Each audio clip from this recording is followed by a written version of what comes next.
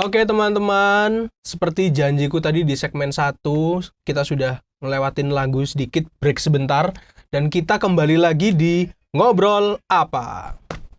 Ngobrol seru seputar apa aja? Oke, Ngobrol seru seputar seputar apa aja? apa aja. Oke.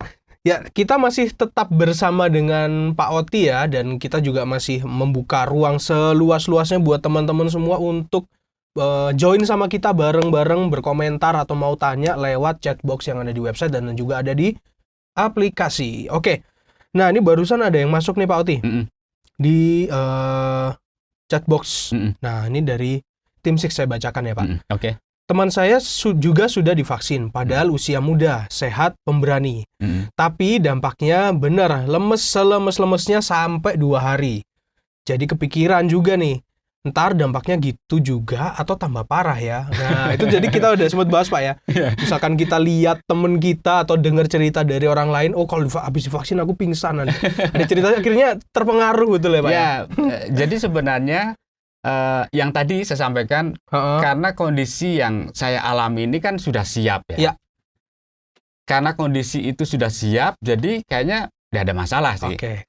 Nah, mungkin karena kondisi tidak siap, kemudian itu yang perlu disampaikan adalah kita memang harus jujur. Ada enggak Kekhawatiran atau ya, penyakit dalam gitu. Artinya kalau kita misalnya jujur bahwa kita pernah punya penyakit seperti ini, berarti nggak ada masalah artinya. Dan pasti pihak dari kesehatan ya pasti akan istilah mengizinkan atau tidak. Yang tadi ada juga seorang bapak yang sampaikan, oh ini saya ada surat seperti ini bagaimana? Kalau bisa bapak jangan dulu, kasihkan ke yang lain saja. Ya, kadang-kadang kita juga semangat, tapi kan kondisi kita kan sebenarnya tidak diizinkan, ya, betul. tidak diizinkan, sehingga terjadilah seperti pengalaman-pengalaman yang bisa saja terjadi seperti ini ya. Nah, biasanya kalau mengalami seperti ini pasti kan kita harus konsultasi, bukan atau malah mungkin menyampaikan berita dan sebagainya, malah membawa orang akhirnya takut. Ya, Jadi kita harus langsung nyampaikan kepada tim atau karena di bagian terakhir biasanya di surat itu kan ada, seandainya ada keluhan dan sebagainya, bisa menghubungi nomor yang sudah direkomendasi. Itu yang saya dapatkan sih di sini begitu. Jadi sebenarnya kita bisa sampaikan, oh ini keluhannya seperti ini. Jadi kita tidak terus-menerus berada dalam ketakutan, kita tidak terus-menerus berada dibangun dalam satu situasi yang istilahnya paranoid begitu ya? Iya, paranoid istilahnya. Ya, padahal belum terjadi gitu Pak ya. Istilahnya sudah kalah sebelum perang. Nah, itu untuk ini ya, Tim Six. Kayaknya saya tahu nih Pak siapa orangnya. Nah, itu untuk Tim Six sedikit petuah. Jadi memang suasana hati akan mempengaruhi juga ya Pak ya. Jadi lebih baik kita ya udah sikat aja gitu ya. Tahu kan efeknya ada 2 nih, negatif atau positif. Kita lihatnya cenderung memang ke yang negatif nih Pak. Hal yang positif kita nggak jarang mengambil atau jarang kita lihat gitu. Biasanya kalau model seperti ini, karena kan kita baru mengalami atau kita juga secara keseluruhan di dunia ini sih. Iya betul. Baru mengalami hal yang sama. Semua orang pasti kalau ada sesuatu yang satu saja yang jadi masalah, pasti kan akan disampaikan banyak berita. Tapi dari sekian banyak, apakah semuanya? Buktinya kan sampai sekarang justru orang malah kalau bisa ayo vaksin, betul. Hanya sebagian saja. Hanya sebagian. Kalau vaksinnya itu terjadi sesuatu di banyak orang pasti sudah di stop dong. Oke. Nah, ngomong-ngomong soal ini Pak, ngomong-ngomong soal tadi pendapatnya ini ya, itu kan soal mindset berarti Pak ya. Nah, ini kita kembali ke hal-hal yang rohani nih Pak. Kira-kira hal seperti apa sih Pak yang harus kita persiapkan untuk menghadapi virus-virus yang berkaitan dengan rohani? Sebelum persiapannya, kira-kira virus rohani itu seperti apa nih Pak? Ya, jadi virus rohani itu kan selalu berhadapan dengan kita ya.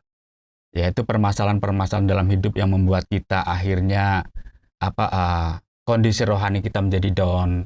Ya, karena hidup dalam kekhawatiran karena mungkin ini saya nggak tahu masa depan saya gimana lah.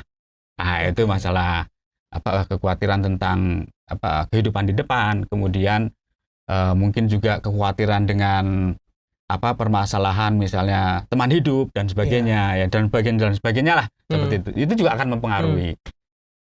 Kemudian ketika kita menghadapi masalah yang kita tidak bisa hadapi, kita justru bukan datang kepada Tuhan ya, tetapi kita malah lebih jauh dan itu kan akhirnya membuat kita akhirnya ya mengalami penyakit ketidakpercayaan dan sebagainya. Ketidakpercayaan. Ya, kemudian kita dipengaruhi oleh sekarang kan segala sesuatu serba instan kan. Ya. Kita berpikir perkara-perkara rohani juga sesuatu yang instan. Padahal kita harus bertumbuh. Iya, betul. Ya kan? Bertumbuh. Artinya bertumbuh itu kan dalam proses. Iya. Ya. Ketika kita mendapatkan vaksin saja itu kan ada prosesnya. Iya. Tidak langsung. Nggak langsung. Nah, artinya kita menerima kekebalan dalam tubuh kita juga melalui proses dan akhirnya kita kuat. Ya. Nah, kita juga dibentuk oleh seperti itu. Virus yang dihadapi dalam kehidupan kita secara rohani juga akan membawa kita mengenai misalnya ketidakpercayaan, kemudian mengenai hal-hal berkaitan dan sesuatu yang maunya instan, tapi kalau sesuatu yang instan berarti kan tidak mungkin hasilnya baik kan. Iya. Sehingga betul. kita segala sesuatu pokoknya bisa saja kan dampaknya dari kehidupan kita hidup dalam kemalasan. Iya. Ya, kemalasan untuk apa? Supaya hidup kita secara rohani bisa bertumbuh kan kita harus membaca Alkitab ya seperti itu. Ya kan, betul. baca Alkitab. Kemudian ketika kita menghadapi tantangan, permasalahan, kemudian aniaya dan sebagainya, intimidasi dan sebagainya, itu kan membuat kita akhirnya bahwa kita butuh Tuhan nih. Iya. Ya. Tuhan yang kita kenal dalam siapa? Dalam Tuhan Yesus Kristus. Yang kita imani. Ya. Ya kan? Ya, kalau tadi kita sudah sebut ya tentang berperisekan iman. Oh iya, di awal tadi ya. Ya di awal tadi. Berarti kita harus iman kepada siapa? Iman kepada Yesus Kristus. Betul. Jadi paling tidak kita tetap akan menghadapi persoalan, tantangan, pergumulan dalam banyak hal, termasuk juga dampak yang mempengaruhi aktivitas kehidupan kita. Dengan cara apa? Dengan cara secara rohani ya tentunya ya kita harus hidup memiliki hubungan yang dekat dengan Tuhan. Kedekatan dengan Tuhan kita bisa alami, kita bisa rasakan karena kita belajar tentang kebenarannya. Belajar firman Tuhan, membaca firman Tuhan tentunya. Karena saya selalu katakan bahwa firman Tuhan atau kitab suci ya itu bermanfaat untuk apa? Untuk mengajar, untuk menyatakan kesalahan, kemudian baru memperbaiki kelakuan dan mendidik orang dalam kebenaran. Kalau kita dididik dalam kebenaran yang kita percaya dalam Yesus Kristus, maka kita akan dididik diarahkan kepada kebenaran yang hakiki. Kebenaran yang sebenarnya. Nah, kalau kita diarahkan ke sana, otomatis kita kan akan semakin hari semakin bertumbuh, hidup dalam hikmat, hidup penuh rasa optimisme ya. Hidup tidak terpengaruhi dengan berita ini, berita itu, tetapi hidup yang memiliki satu kepastian. Ya. Karena memiliki kepastian berarti kita melakukan segala sesuatu kan dan enjoy. Istilahnya betul, enjoy. Kalau istilah anak sekarang itu santuy, Pak. Santuy. Oh begitu ya. Iya. Gitu.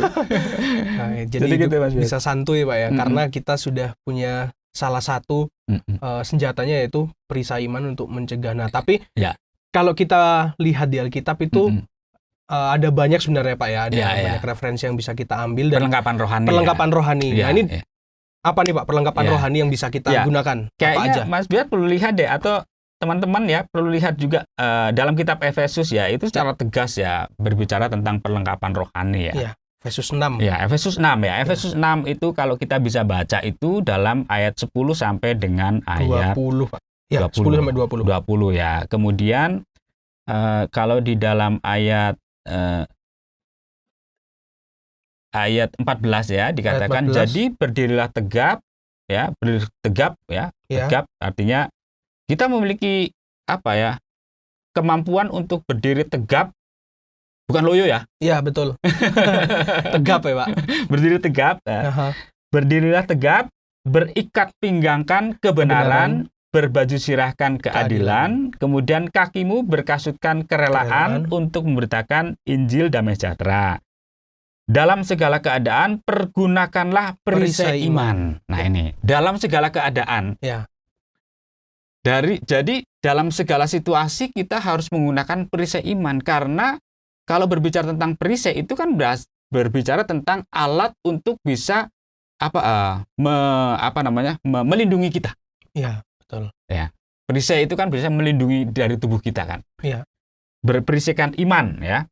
Dalam segala dalam keadaan segala keadaan ya. Harus perisai iman. Oke. Kemudian perisai iman, sebab dengan perisai itu kamu dapat memadamkan semua panah api dari si jahat. Betul. Jadi panah api itu yang akan membuat kita lemah, ya. Yang membuat kita mungkin bisa membuat kita lunglai begitu. Ya. Itu bisa dihadapi dengan apa? Dengan perisai iman. Ya. Nah, vaksin yang sekarang kita sedang ramai bersama-sama seluruh dunia ya. Dikenakan adalah vaksin COVID-19. Ya. Artinya secara spesifik ya. Karena itu akan membuat kita memiliki kekebalan untuk virus itu. Ya, untuk virus itu kan. Kan dulu juga untuk anak-anak kecil juga ada vaksin macam-macam lah. Iya, banyak. Ya, ada vaksin untuk penyakit polio, ya, kemudian vaksin tetanus macam-macam. Itu kan banyak. Supaya dia tuh memiliki kekebalan. Memiliki kekebalan tapi dengan cara yang dibangun bukan karena sakit ya. Iya. Kan orang yang sakit biasanya kan dia sudah mulai kebal. Iya. Ya kan? Okay. Dengan kayak misalnya saya kena penyakit malaria. Oke. Ya, karena saya pernah dulu di salah satu tempat di NTT 2 tahun di sana, kemudian kena malaria. Tapi setelah waktu kira-kira berapa tahun, di bawah 5 tahun lah, itu masih suka kumat-kumat. Oke, karena pernah kena tadi ya, Pak? Setelah itu, ya mungkin juga sudah mengalami kekebalan, jadi sudah nggak pernah lagi sampai sekarang. Pernah lagi. Ya puji Tuhan sampai sekarang ada.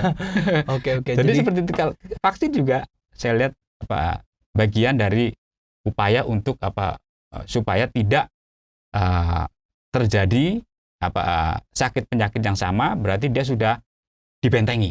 Ya, karena dia sudah dibentengi, dia sudah kuat, jadi dia istilahnya jadi sudah kebal seperti itu. Ya di sini juga gitu, Mas Bias. Okay. Dalam segala keadaan pergunakanlah perisai iman. Kita harus menggunakan perisai iman, sebab dengan perisai itu kamu dapat memadamkan semua panah api dari si jahat. Ya. Kalau ngomongin panah api itu kan panah sesuatu yang cepat ya Pak ya, tidak bisa diduga. Ya. Nah sebenarnya juga sama sih kayak COVID atau virus apapun, itu juga kita nggak bisa tahu gitu loh kapan datangnya ke kita, siapa yang ada di sekitar kita. Sama juga dalam hal rohani kan juga sama. Kira-kira ini akan jadi negatif atau positif, orang ini akan menjadikan dampak negatif atau pengaruh positif buat kita, itu kan juga kita nggak tahu ya Pak ya. Datangnya sangat cepat dan tiba-tiba, jadi kita harus selalu siap sedia dengan perisai iman kita. Betul, siap sedia dengan perisai iman kita. Karena gini, kita kan sebenarnya kita terjun di satu dunia ini kan sedang berada dalam peperangan istilahnya kan. Iya, betul. Jadi kita harus siap siaga. Ya, selalu siap siaga. Siap siaga, dan istilahnya kita juga tidak tahu kok ternyata akhirnya semua orang malah kena penyakit yang model seperti itu kan. Itu kan virus kan? Iya, betul, virus yang bisa ditularkan dari orang lain kepada kita. Nah, kalau kita sudah dibentengi, mungkin kita sudah nggak masalah ya. Iya. Tetapi kita juga mungkin bisa bisa menghadapi bisa menolong orang lah supaya tidak banyak orang juga kena virus, karena kita sudah aman kan istilahnya kan. Iya, betul. Bahkan di ayat yang lain ya, di kitab lain kan juga bilang bahwa kebiasaan yang buruk akan merusak kebiasaan yang baik. Itu juga ada. Kalau misalkan nggak bisa, kita nggak punya perisai iman tadi ya, hal itu akan terjadi beneran gitu. Betul, ya. Jadi perisai iman, dan sekali lagi itu iman kepada siapa? Iman kepada Yesus Kristus. Okay. Nah, bagaimana kita bisa bertumbuh dalam iman kepada Yesus Kristus? Ya kita selalu berada di dalam hubungan yang dekat dengan Dia. Bagaimana kita bisa tahu tentang istilahnya Tuhan kita? melalui hubungan yang dekat dengan Dia kalau kita tidak mau membaca firman Tuhan. Ya, dari situlah kita bisa tahu apa yang seharusnya kita lakukan, apa yang seharusnya tidak kita lakukan, ya kan? Artinya kita bisa menghindari hal-hal yang kamu nggak boleh nih. Ya. Tetapi kita bisa melakukan apa yang menjadi kamu harusnya begini nih. Ya, gitu kan. Betul.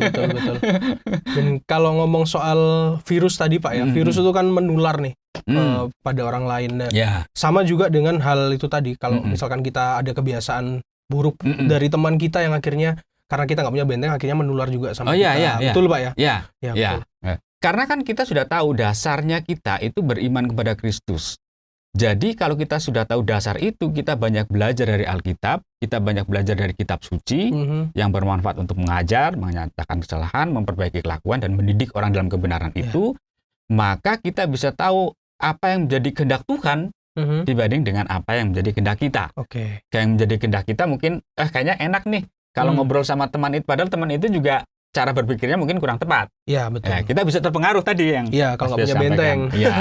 Tapi kalau kita nggak punya benteng, ya bisa terpengaruh. Tapi kalau kita punya benteng, kekuatan, berarti kita nggak akan ada masalah. Artinya kita tetap berteman. Iya, betul. Kita tetap berteman, tetapi kita tidak terpengaruh dengan cara hidupnya dan segala sesuatu, cara berpikirnya yang kurang. Iya, malah kalau bisa kita yang memberikan pengaruh yang baik sama. Iya, karena begini, Tuhan itu tidak membenci manusianya. Tetapi betul. Tuhan membenci dosa. Ya. Jadi kalau berbicara tentang dosa, artinya Tuhan benci. Dosa yang dilakukan oleh kamu itu loh, yang dibenci oleh Tuhan. Bukan tetapi orangnya. Aku tetap mengasihi kamu. Betul. Jadi kita tetap sama. Artinya kita tetap bergaul nggak masalah. Tapi kan kita bisa memilah lah. Mana yang kira-kira ini yang baik untuk bisa dilakukan atau mana yang tidak baik. Gitu. Saya pikir untuk anak-anak muda seperti itulah. Ya Pak, betul. Nah, karena memang kita hidup di dunia yang sangat perbedaannya itu banyak gitu loh. Kita satu sama lain pasti punya pendapat, punya pemikiran yang beda yang bisa mempengaruhi kita semua. Dan anak-anak muda itu kan sebenarnya kan lebih banyak kesempatan untuk banyak bergaul. Iya, betul. Masanya, Pak. Apalagi kalau sedang mencari teman hidup nih. Iya, betul. Nah, ini kita balik lagi nih Pak ke pertanyaan. Nah, virus rohani kan ada vaksinnya tadi melalui Tuhan Yesus ya Pak, melalui perisai iman, iman dengan Tuhan Yesus Kristus. Nah, sikap apa yang harusnya kita implementasikan dalam kehidupan sehari-hari sebagai millennials ini untuk dalam hal ini? Jadi sikap yang harus yang jelas bahwa yang tadi sudah saya sampaikan juga bahwa artinya dalam hal berteman kita tidak mungkin bisa untuk memilah-milah. Artinya berteman kalau bisa dengan semua orang lah. Tetapi dalam hal kita harus menjaga diri dengan cara pandang kita, iman kita harus tetap berpegang teguh kepada firman Tuhan. Artinya kita tetap terbuka dengan semua saja, dengan semua orang, tetapi kita harus artinya memilah-milah tuh dalam situasi sekarang kan jaga jarak lah. Iya, betul. Artinya jaga jarak. Oh, berarti kalau kalau bisa frekuensinya jangan terlalu banyak deh. Lebih bagus mungkin dengan yang ini. Ya kan, jaga jarak, kemudian tetap menggunakan protokol. Artinya protokol yang ditentukan itu kalau dalam kehidupan kita sebagai orang percaya, artinya komunitas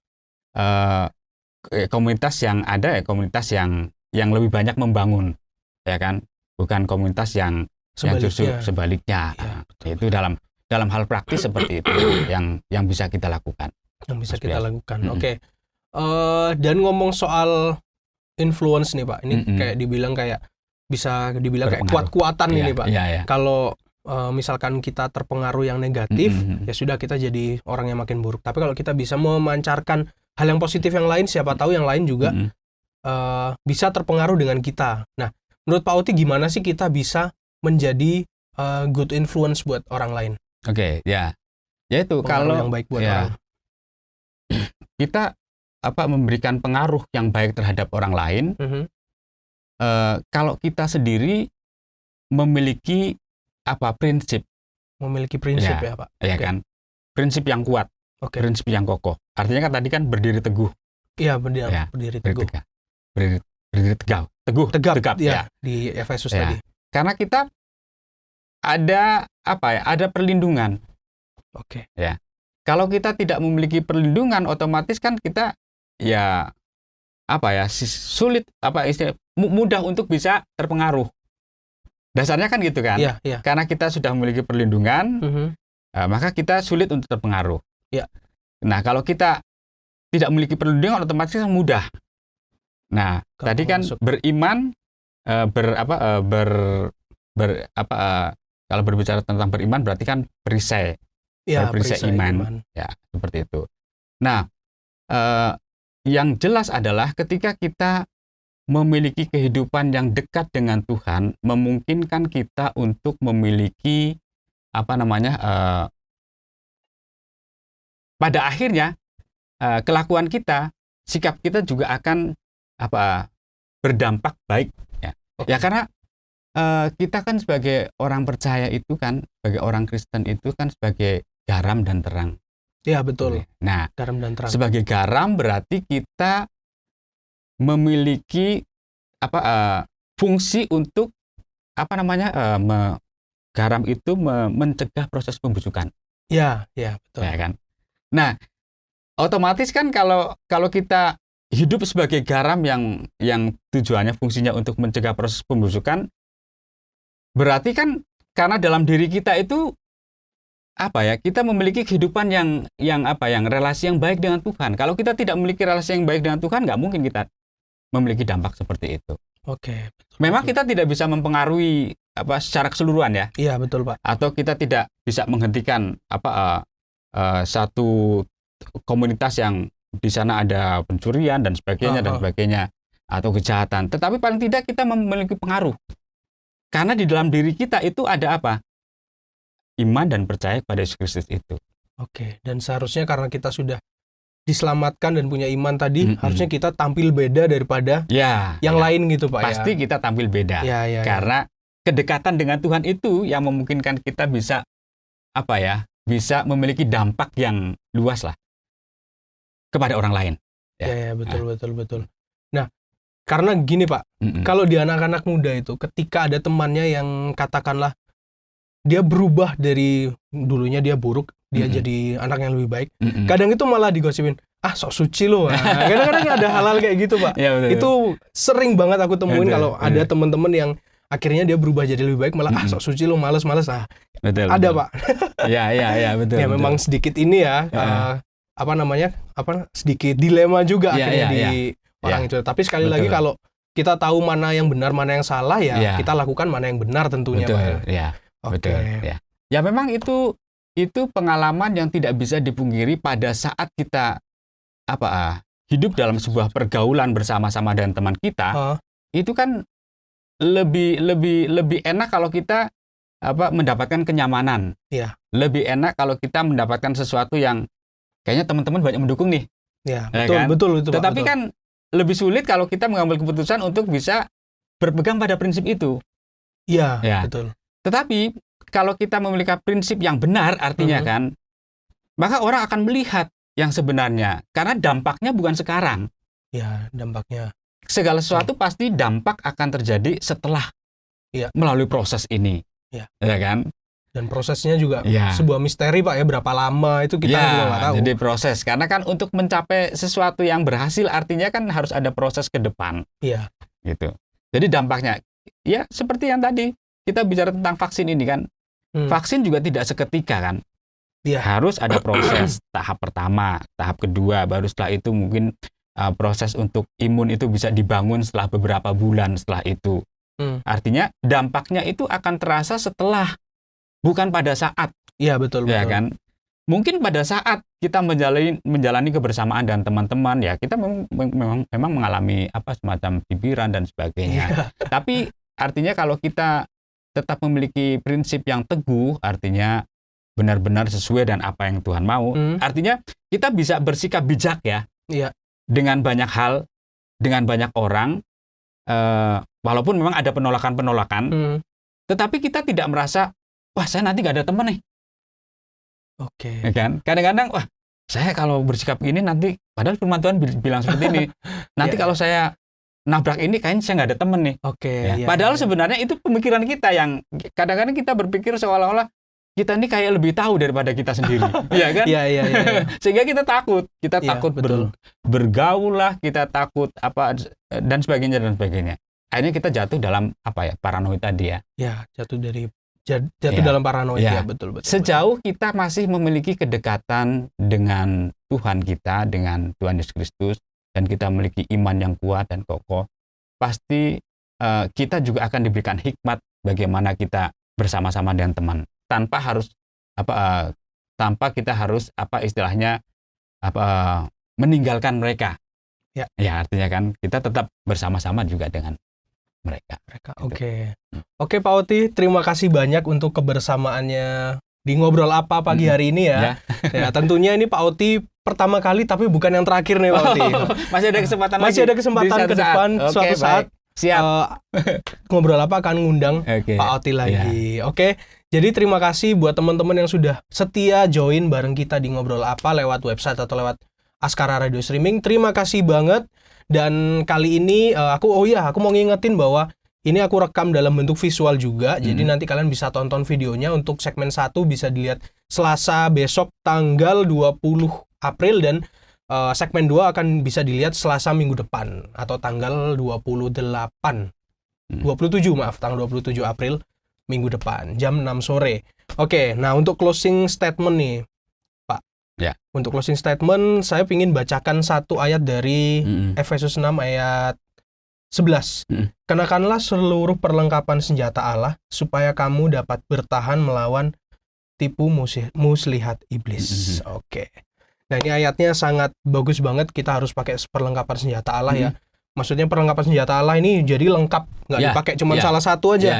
Ada perisainya, ada kasutnya, ada baju zirahnya. Lengkap. Jadi semua dipakai lengkap, nggak cuma dipilih aku mau pakai ini aja, enteng soalnya. Jadi kita harus pakai semuanya supaya kita bisa melawan tipu muslihat iblis yang nggak kelihatan. Begitu. Oke, terima kasih Pak Oti. Dan teman-teman, thank you juga yang sudah join dan sampai ketemu di Ngobrol Apa live 2 minggu lagi. Dadah.